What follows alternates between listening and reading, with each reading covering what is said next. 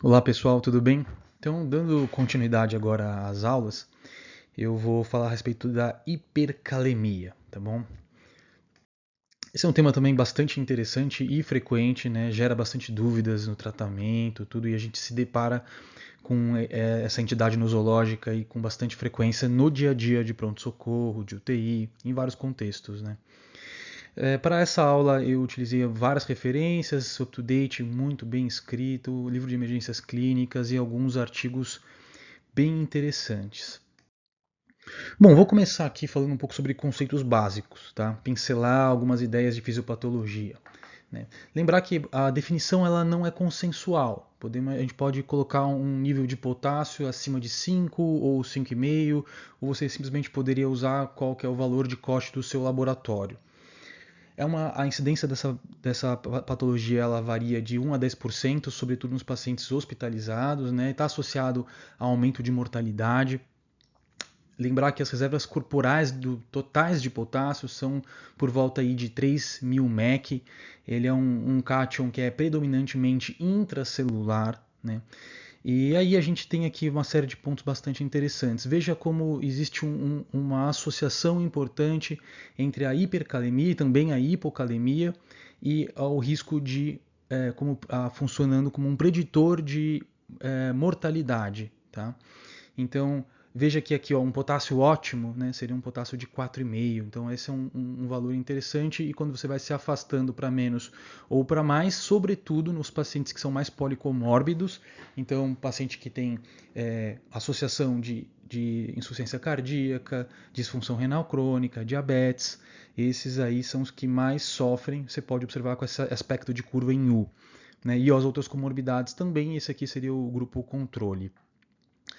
Aqui um esquema clássico, então, da absorção do potássio via oral. Tá? Isso aí vai ser absorvido pelo seu TGI, uma parte pequena é excretada nas fezes, cerca de 10%. Esse potássio ele vai ser absorvido, vai desencadear uma série de efeitos relacionados ao sistema renina-angiotensina-aldosterona. Ele é absorvido sobretudo lá no túbulo contorcido distal, na verdade principalmente no túbulo coletor via células principais. Lembrar que na verdade ele é um cátion predominantemente intracelular, graças à função da bomba de sódio-potássio ATPase, que então vai criar esse ambiente rico em potássio no intracelular e rico em sódio no extracelular. Veja que quem estimula essa bomba de sódio, potássio e TPase? Dois hormônios fazem um belo de um estímulo, tá? A insulina e as catecolaminas, e isso vai servir de substrato até para a gente pensar na terapêutica. Existem também aqui pontos onde existe a absorção de sódio e secreção de potássio lá no coletor. Isso aqui são pontos críticos porque podem ser então essa absorção ela pode ser reduzida através de substâncias ou situações clínicas que inibem a aldosterona, onde você tem também às vezes redução do aporte de sódio ao túbulo coletor e também uma redução do fluxo, em situações onde você tem queda do volume circulante efetivo. Continuando ainda com os conceitos básicos, só para você ter uma noção, a concentração intracelular de potássio é de aproximadamente 140 mEq por litro contra 4 a 5 do LEC, do líquido extracelular. E essa diferença ela é mantida aí pelo funcionamento da bomba de sódio-potássio.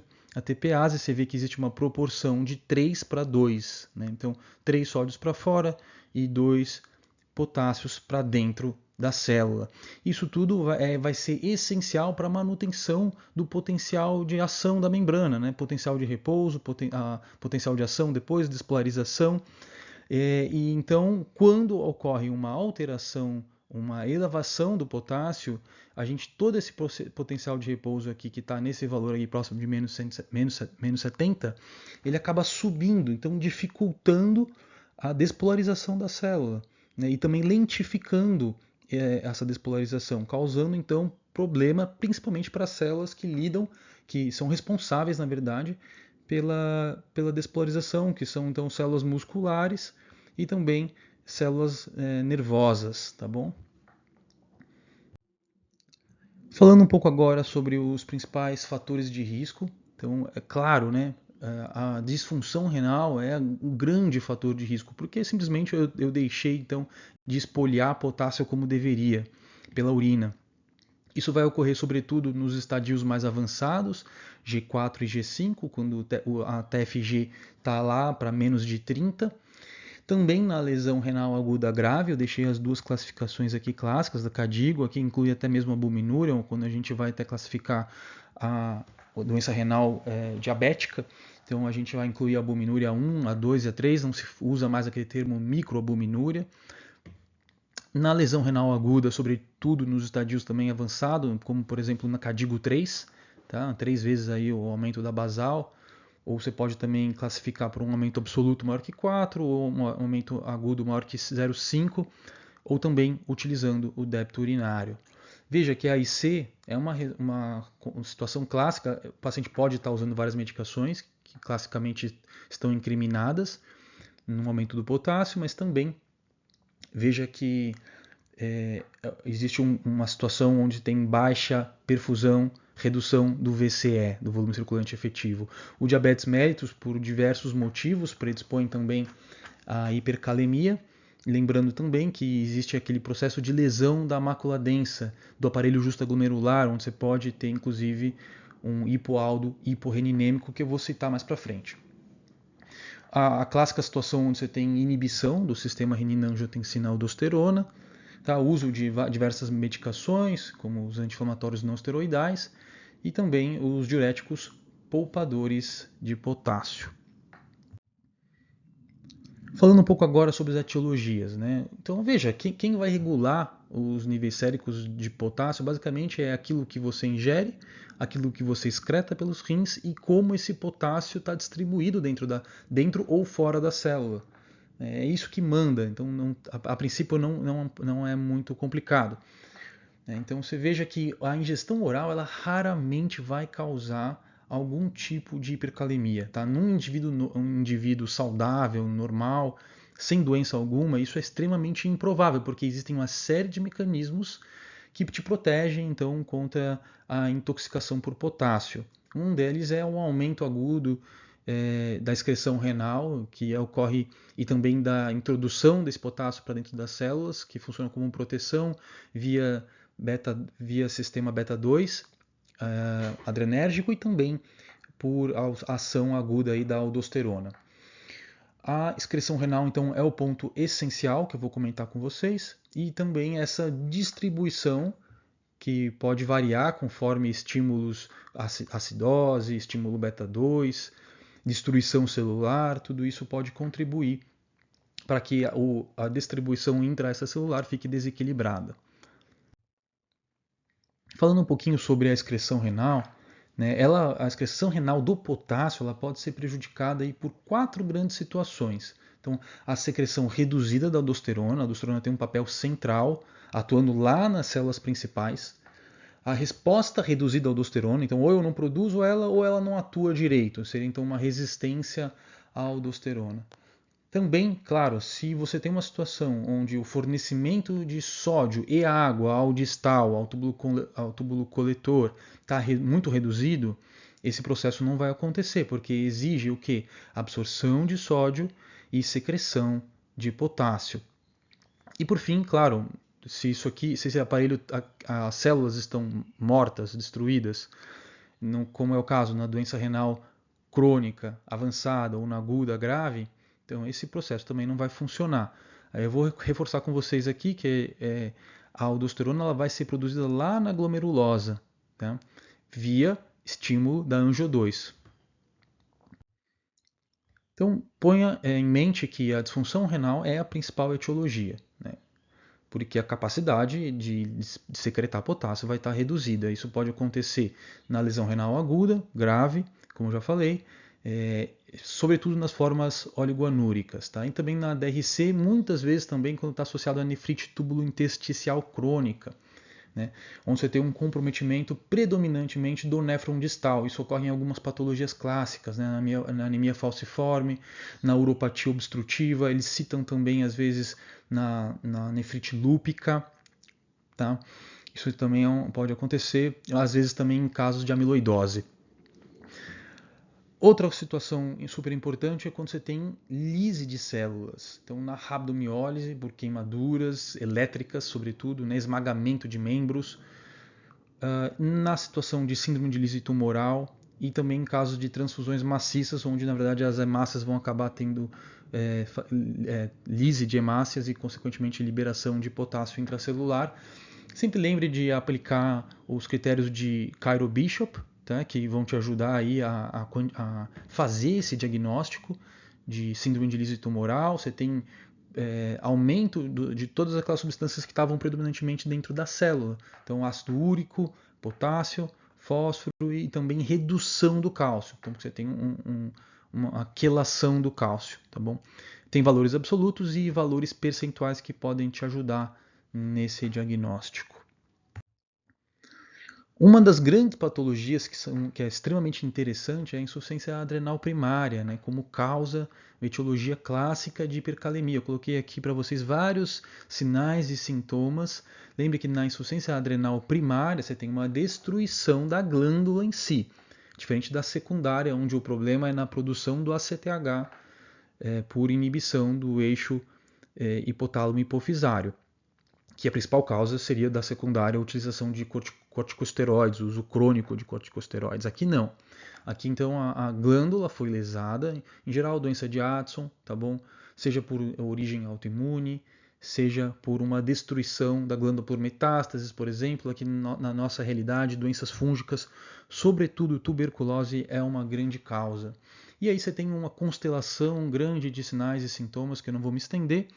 Veja que somente na primária você tem a hiperpigmentação, que é um achado clínico clássico, devido a uma consequência do excesso dos derivados da PONC, da própria melanocortina, que vai estimular então a melanogênese aqui nesses sítios clássicos. E aí está um achado laboratorial super importante, que é a hipercalemia por redução da produção da aldosterona. Então ela tem um papel central, né, na questão da espoliação do potássio. Ela precisa ser produzida, ela vai atuar num receptor que é sobretudo citossólico, tá? Vai induzir a transcrição gênica, vai aumentar a quantidade desses canais de sódio e de potássio. Aqui na membrana luminal você tem o ENaC, que é um canal de sódio sensível à milorida, tá bom? Que é um ponto importante. Aqui nesse receptor aqui vai atuar a aldosterona, né? Perdão, a aldosterona, e quem vai inibir vai ser a espironolactona, né? Diferente dos diuréticos poupadores outros, como a milorida, que vai atuar aqui no luminal. Falando um pouco agora sobre outra etiologia, que é o hipoaldo hiporreninêmico, né? A grande patologia clássica que causa o hipoaldo hiporreninêmico é a nefropatia diabética por lesão do aparelho justaglomerular. Então você tem o aparelho que é constituído pelas células justaglomerulares e pela mácula densa.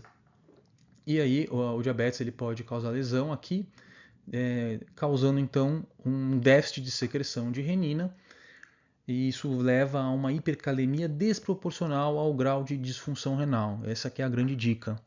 E aí você observa que essa função do SRA é super importante, né? Então você tem que sempre ter em mente esse sistema aqui, que é onde a renina é produzida neste aparelho, vai transformar angiotensinogênio em angiotensina 1, o angiotensinogênio é produzido no fígado, a angio 1 é ativada nos pulmões, nos capilares pulmonares, pela ECA, e finalmente a angio 2 vai atuar lá na glomerulosa da adrenal, estimulando a síntese, a transformação de DOCA em aldosterona, corticosterona e depois aldosterona. Essa é a ordem da síntese, sobretudo na glomerulosa.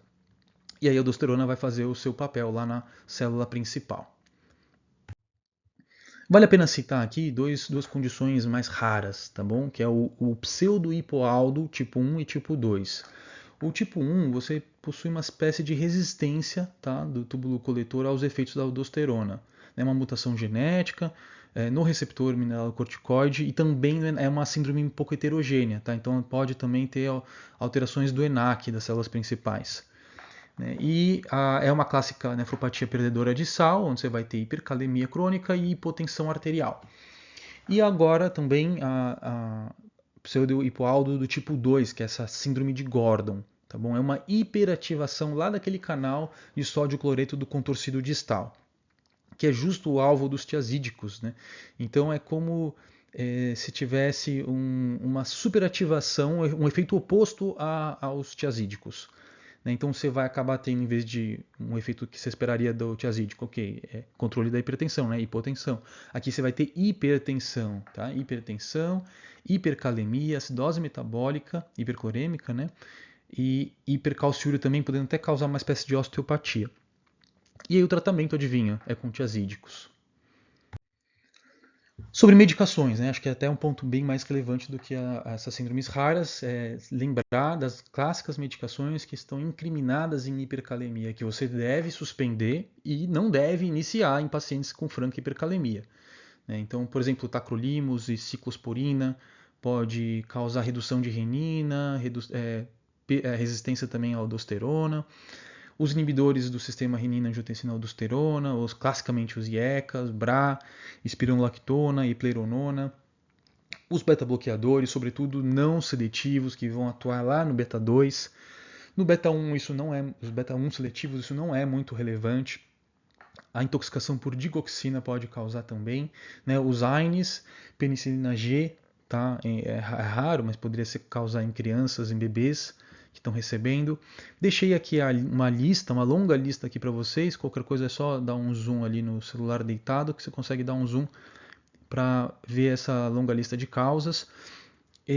Vale a pena citar aqui a succinilcolina, essa porque a gente usa bastante, né, no contexto de emergência, um bloqueador neuromuscular, despolarizante.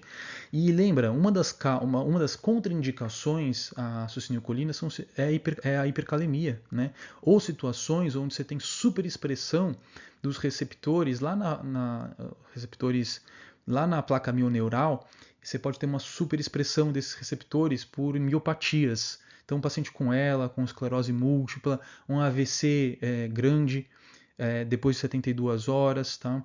Isso acaba tendo superexpressão desses receptores e predispondo, então, a uma despolarização generalizada das células e, consequentemente, um aumento rápido do potássio. E agora, finalmente, algumas miscelâneas de situações onde você pode ter elevação do potássio. Vale a pena citar aqui a acidose metabólica não cetótica e não lática. É interessante, né? É um detalhe isso. Mas, a princípio, a acidose metabólica cetótica e lática, ela não causa a hipercalemia, tá bom? Por uma questão ali que supõe-se de entrada conjunta do ânion com o H+, tá? Então, acaba que não tem impacto. A infusão de soluções hipertônicas, por uma questão de arraste, sobretudo quando você joga com sódio junto, tá bom? Algumas plantas, então, poderiam intoxicar, por exemplo, crianças, como o oleandro, que é essa planta aqui, a dedaleira, que são plantas ornamentais muito bonitas, né? Então, na intoxicação, pode aumentar o potássio, sobretudo em crianças. Inclusive, essa aqui é a que causa uma intoxicação praticamente como uma intoxicação digitálica. Né?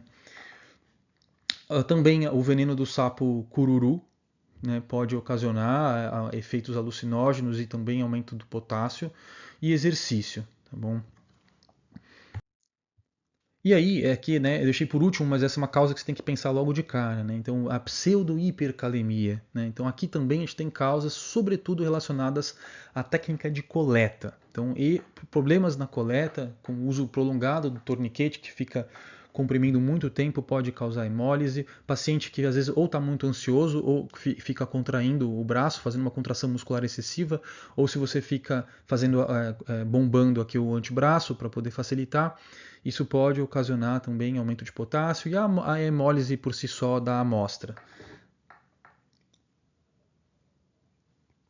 Vale a pena lembrar também de situações como trombocitose, então existe até uma proporção, tá? Quanto maior o número de plaquetas, maior a proporção que você espera do potássio na sua amostra, porque as plaquetas acabam liberando o potássio. Da mesma forma, leucocitoses extremas, né? Leucemoide, né? Então, por exemplo, acima de 120 mil, como nas leucemias, e em raros casos de mutações genéticas, como estomatocitose, xerocitose, relacionada então à mutação de canal de potássio específico, tá bom? Causa mais rara.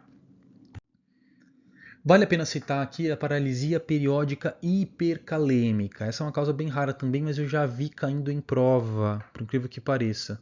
Né? Então você tem um espectro de doenças que são as paralisias periódicas. Esse espectro compreende paralisia periódica hipercalêmica e hipocalêmica, que inclusive já caiu em prova prática do HC, e também síndromes mais raras. E sempre lembrar que é importante ter o diferencial da hipercalemia periódica tireotóxica, tá? Da paralisia periódica tireotóxica. Então sempre é importante você verificar como é que está a função tiroidiana desses pacientes. Tá? Aqui são os critérios diagnósticos clássicos, é um distúrbio autossômico dominante e se tem situações que acabam precipitando então esses episódios, tá? Então como exposição ao frio, repouso após exercício, um jejum muito prolongado e também a ingestão de potássio. Aqui eu coloquei para vocês uma lista maiorzinha com as principais etiologias, tá bom? Resumido, né? Tem várias que eu já citei, é importante revisar sempre elas. Um pouquinho só sobre o quadro clínico. Então, o quadro clínico basicamente vai ser as consequências de um problema no potencial de despolarização da célula, né? Então, basicamente, você vai ver músculo, seja musculatura esquelética, seja cardiomiócito sofrendo e também problemas neuronais, tá bom? Então, a fraqueza muscular com paralisia é um clássico, e também os defeitos de condução cardíaca e também arritmias cardíacas que a gente vai ver. Na paralisia, veja, ela é uma fraqueza muscular ascendente, progressiva, com início em pernas, em membros inferiores e progride para tronco e braços. Raramente vai pegar o diafragma, tá bom? Então pode simular a síndrome de Guillain-Barré, tá bom? Então isso é uma situação bastante interessante e a gente já viu isso na prática.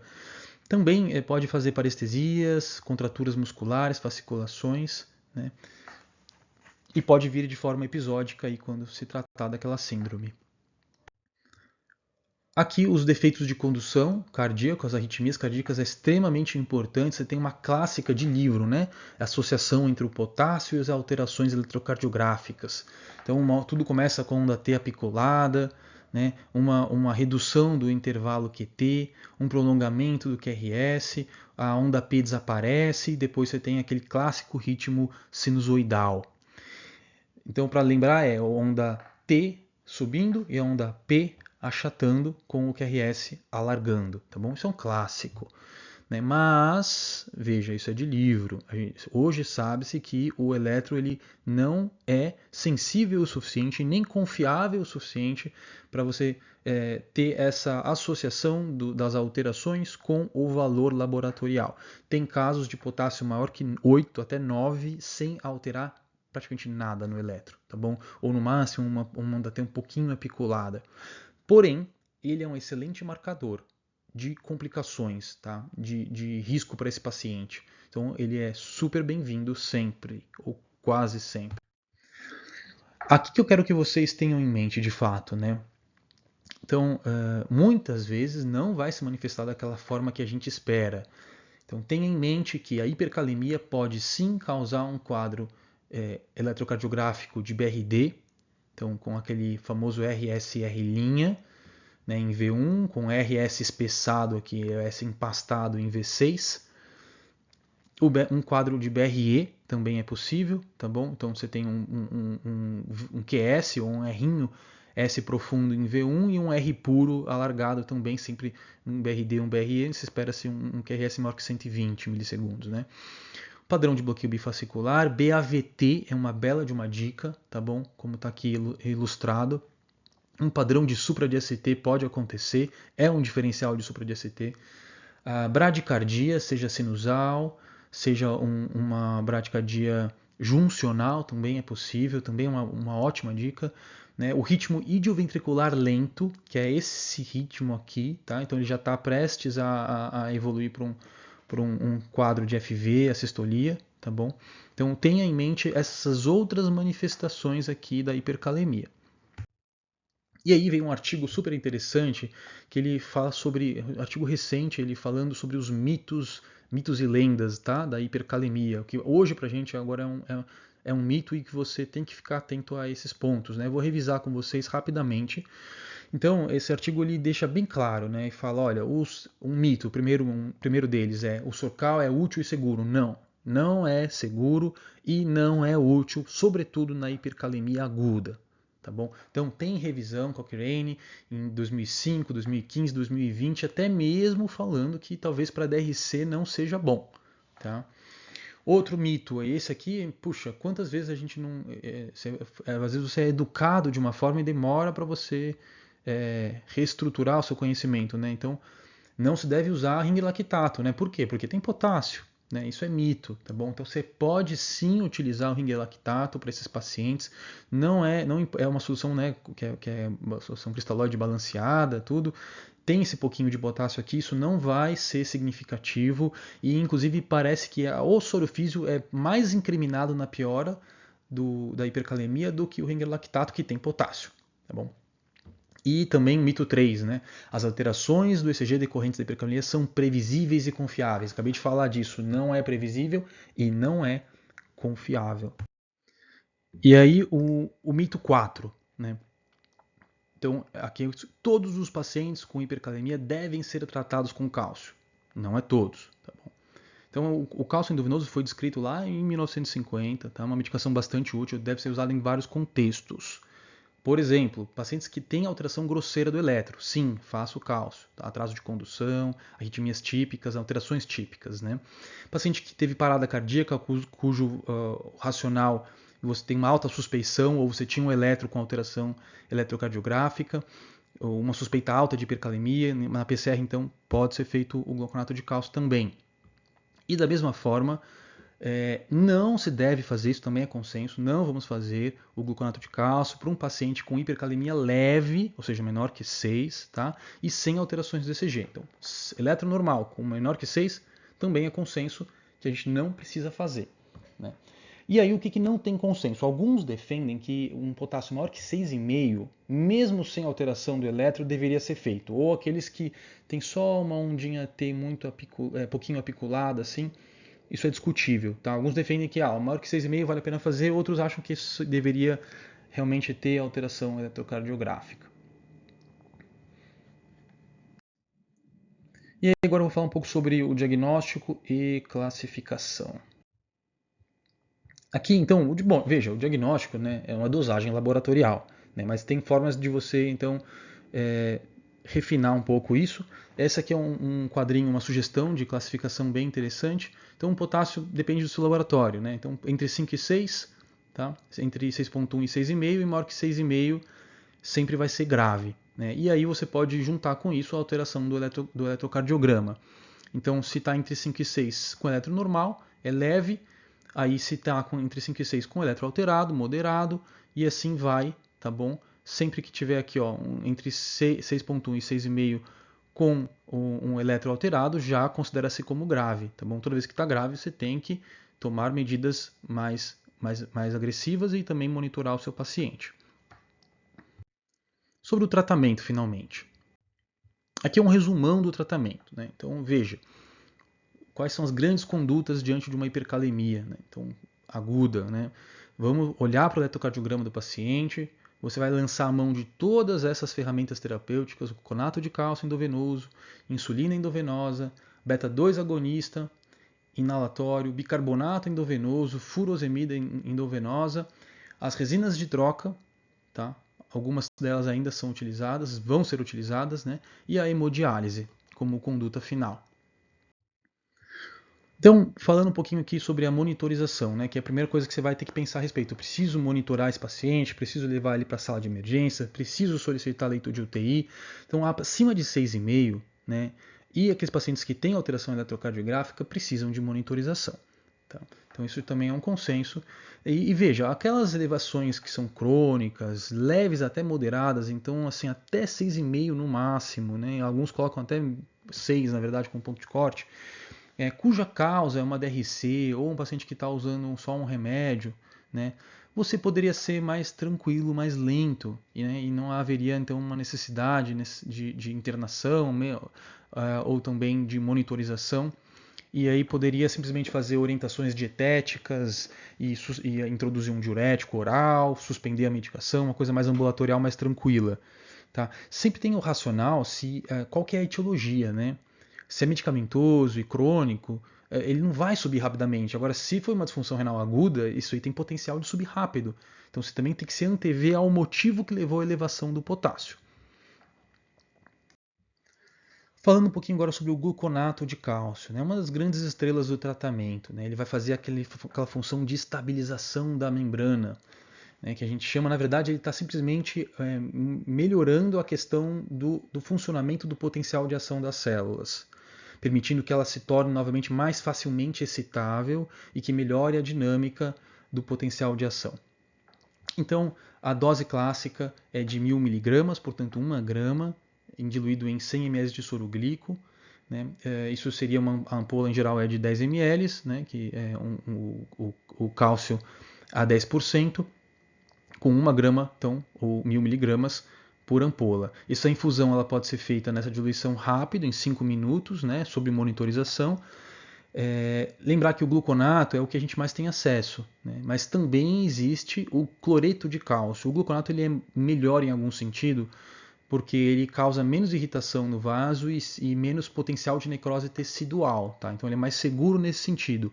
Existe uma ideia de que talvez o cloreto de cálcio tenha maior concentração, tem mesmo, e maior biodisponibilidade, então ele seria mais eficaz no tratamento. Né? Nunca misturar com bicarbonato, porque pode precipitar. E é essencial que você olhe o seu eletro após a sua medida. Então, passou 5 minutos, 10 minutos no máximo, pós-infusão do cálcio, reveja o seu eletro. A sua meta é normalizar essas alterações. Tá bom? Então pode ser que necessário que você repita várias gramas de cálcio até obter esse resultado aqui. E aí vem um ponto que é bastante interessante, tá? Que vira um ponto de discussão, na verdade. A maioria das referências simplesmente coloca, olha, faça 1 grama, 1.000 miligramas em 100 e beleza. Tá? Mas tem 2 artigos que eu encontrei na literatura e 2 artigos bons, tá? Com cacife, e que ele cita isso aqui. Né? Que é essencial você lembrar que, na verdade, o cloreto de cálcio ele tem maior quantidade de cálcio disponível do que o gluconato. Portanto, você deveria usar 30 ml, 3 ampolas, tá? De gluconato de cálcio nesse tempo aqui de 5 minutos. Né? E isso não é o que muitos livros e referências que se encontra por aí dizem. Tá? Então fica um ponto de discussão aí para a gente ver, mas é válido lembrar que você tem então substrato, você tem literatura que te orienta a fazer sim 3 ampolas, 30 ml de gluconato de cálcio. Falando um pouquinho agora sobre a insulina, né? Então agora qual que é a nossa ideia? É trabalhar com a questão, com a dinâmica do potássio entrando e saindo da célula. Eu vou querer o quê? Jogar o meu potássio, esconder o meu potássio dentro da célula.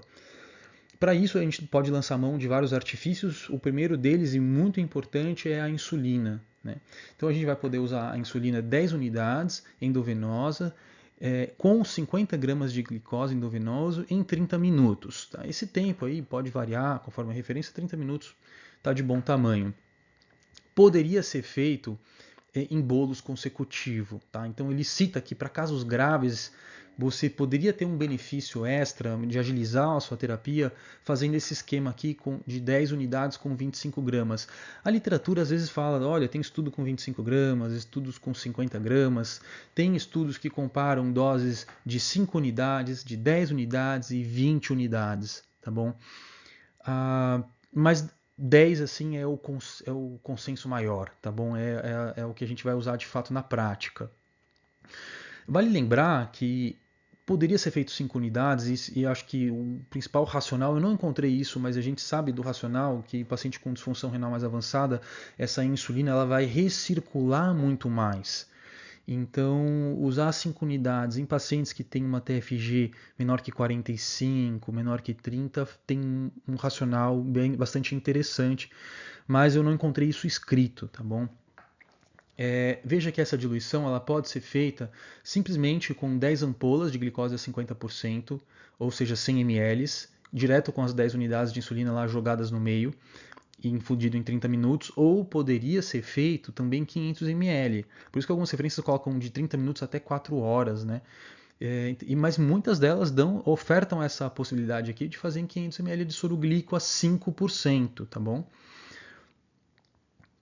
Lembrar que se o paciente já está hiperglicêmico, com glicemia acima de 250, não tem necessidade de aplicar a glicose, tá bom? Simplesmente faça a insulina e acabou. E aí, esse é um ponto importante, o pessoal esquece. Tá? O paciente está sujeito a um maior risco de hipoglicemia, mesmo utilizando aí doses de 50 gramas de glicose junto. Portanto, é necessário que você prescreva glicemia de hora em hora por pelo menos aí umas 4 a 6 horas para evitar, então, ou para você poder flagrar uma hipoglicemia. Alguns até consideram que nessa situação onde você faz o bolus consecutivo, é de bom tom que você já introduza então, uma glicose em infusão contínua, 50 a 75 ml hora a 10%, para evitar evitar que ocorra a hipoglicemia. Esse esquema aqui ele pode ser repetido em múltiplas doses, né? Então, em situações onde a situação está crítica e você ainda não tem acesso à diálise, de 4 em 4 até em 2 horas. A segunda forma aí de então colocar o potássio para dentro da célula é lançando a mão de um grande hormônio, que são as catecolaminas, que vão, sobretudo, atuar no receptor beta 2. A grande medicação que a gente usa para esse fim é o salbutamol, também lá nos Estados Unidos eles chamam de albuterol. Ele é feito na dose de 10 a 20 miligramas, diluído para inalação em 3 a 5 ml de soro físio durante 10 minutos, uma inalação normal. Lembrar que, assim como a insulina, vai aumentar a atividade da bomba de sódio-potássio ATPase, sobretudo em músculo esquelético, então fazendo essa translocação, esse shift para dentro da célula. O que é importante você saber?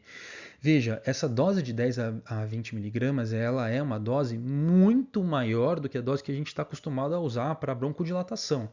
Veja aqui ó, na bula do salbutamol, quanto que ele recomenda? 2,5 a 5 miligramas de salbutamol. Então a gente está lidando aqui com doses muito mais elevadas, né? E isso equivaleria então a prescrever 40 a 80 gotas, certo? E eu não encontrei em nenhum lugar falando a respeito do jato inalatório. Né? Claro que faz sentido que você possa usar, óbvio, mas eles não citam, eles simplesmente colocam desta forma aqui. E então, fazendo uma pressuposição, não encontrei isso escrito, tá bom? Diferente dessas outras aqui, seria 16 a 32 jatos, né? Muita coisa. E, por fim, ele até cita também, que é bastante interessante, a possibilidade de usar o salbutamol endovenoso, tá? Isso sim pode ser utilizado para pacientes que não conseguem fazer, não podem por algum motivo fazer a inalação. Lembrar que você pode fazer até um bolus lento, tá bom? 0,5 miligrama. E até também tem estudo que te dá respaldo para fazer a tributalina subcutânea, dá mais ou menos uma ampola, né? 7 micro por quilo, sem problemas. O bicarbonato, né, também é outra forma que a gente tem de tentar estimular. Eu faço uma alcalose no extracelular, então isso aí acaba favorecendo o shift de potássio para o intracelular. Isso aqui não vai ser indicado em todos os casos, isso que acho que é a grande lição. Só é bem-vindo para os pacientes que estão em vigência de acidose metabólica. Tá? Então, a gente pode fazer 150 mEq de BIC a 8,4%, que é a concentração que a gente mais usa, que 1 ml é 1 mEq, tá bom? Em 850 de água destilada ou soro glico a 5%, infundindo em 2 a 4 horas. Né? Veja, a eficácia ela é bem mais limitada. tá bom? Não vai ser prescrito no paciente que não está com acidose. Ele demora bem mais para poder fazer ação, né? E tem risco de sobrecarga volêmica, de hipocalcemia, de hipernatremia. E se você faz aqui nesse contexto aqui o BIC puro, não é tão bem-vindo, tá bom? Porque pode ter um aumento de tonicidade plasmática rápida, né? Sobretudo quando é grandes volumes, e isso da solução rica em sódio acaba fazendo aquele efeito de osmolaridade, de arraste de potássio para o extracelular. Agora, formas então de expoliar, são 3 grandes formas de fazer shift e 3 grandes formas de expoliar o potássio do corpo. A primeira delas é a furosemida, diurético de alça, pode ser feito na dose de 40 mg endovenoso, até de 12 em 12, essa é uma sugestão de dose. Se o paciente estiver francamente hipervolêmico, você pode fazer muito mais. Requer que o paciente tenha uma função renal mínima, óbvio, tá? Se ele for anúrico, por exemplo, não vai adiantar nada. Né? É muito bem-vindo no paciente hipervolêmico. Eles até citam que você poderia fazer um voluminho e depois o diurético, né? O UpToDate coloca isso, inclusive. Ele fala, ó, se o seu paciente está um pouco hipovolêmico e você não quer fazer a furo direto, faz um pouco de salina isotônica e depois dá o seu diurético. Ele cita isso, tá bom? Ele vai acabar inibindo a reabsorção de sódio, né, antes do coletor, o que vai aumentar o aporte de sódio lá para o néfron distal e, portanto, facilitando aquela troca. Né, e você poderia, sim, fazer uma associação com tiazídicos também. E aí vem a grande questão, né? O tal do poliestireno sulfonato de cálcio, que é esse que mais tem aqui nos Estados Unidos, eles usam muito o poliestireno sulfonato de sódio, que é o Sorcal, né? Essa resina de troca catiônica, que vai ser então ingerida e lá no intestino ele vai fazer pela mucosa intestinal essa troca de potássio por esses outros cátions. Ele tem um efeito bastante tardio, tá? Pode demorar bastante para começar, até 24 horas. Você diluiria ele aí de 15 a 30 gramas em 100 ml de manitol, que é o que a gente fazia antigamente, né? Com uma frequência de 8 em 8 até 4 em 4 horas. Né? Existe um risco que é muito temido, que é de necrose intestinal. Né? Pode também levar a obstrução, a ilho metabólico, enterocolite. E está contraindicado em situações de obstrução intestinal, pós-operatório do TGI, doenças inflamatórias intestinais e na colite pseudomembranosa. Né? Essa aqui é a figurinha do Sorcal. Veja, eu vou depois reforçar com vocês a questão dos mitos. Né? Esse aqui é um dos grandes pontos. A gente não deve usar mais o Sorcal para tratar a hipercalemia aguda. Mas o UpToDate ele faz ali um bom senso, digamos assim. Né? Então veja, uma situação caótica, onde você já não tem acesso à diálise tão fácil e o paciente está crítico, é aquela história, né? Ele fala, você pode lançar a mão sim. Né? Então um paciente que tem uma hipercalemia potencialmente fatal, onde você não vai conseguir a diálise tão rápido e você não tem os outros trocadores, as outras resinas de troca que eu vou citar, né? E você já está com tudo otimizado no máximo, aí poderia usar, tá bom?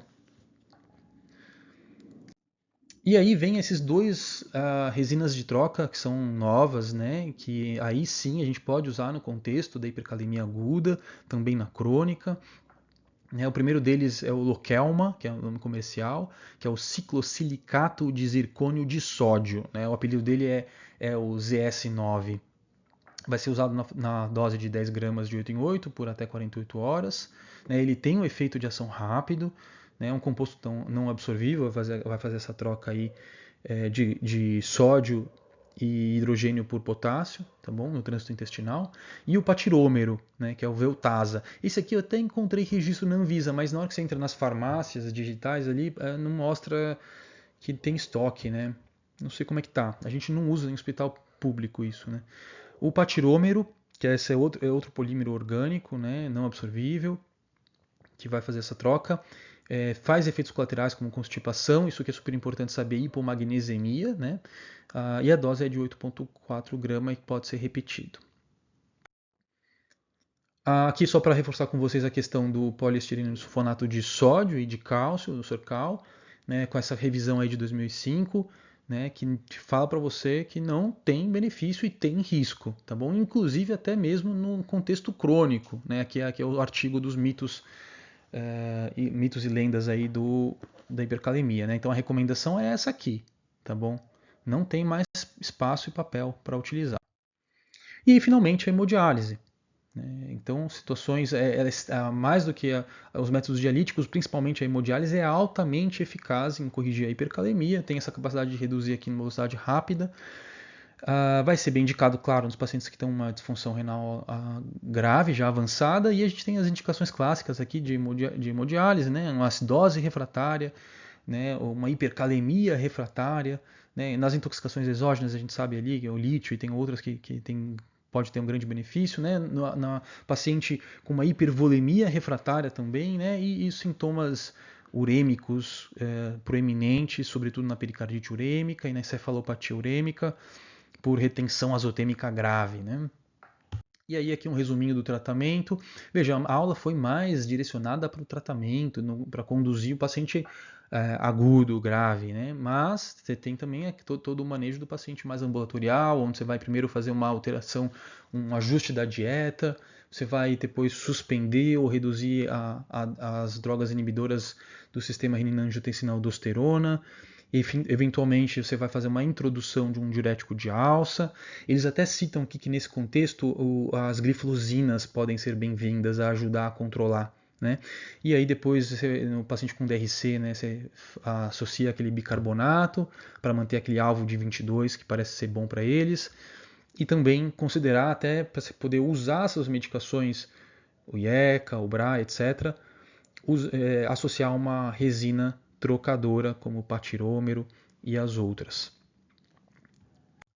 E é isso aí, pessoal. Espero que tenha ajudado. Forte abraço.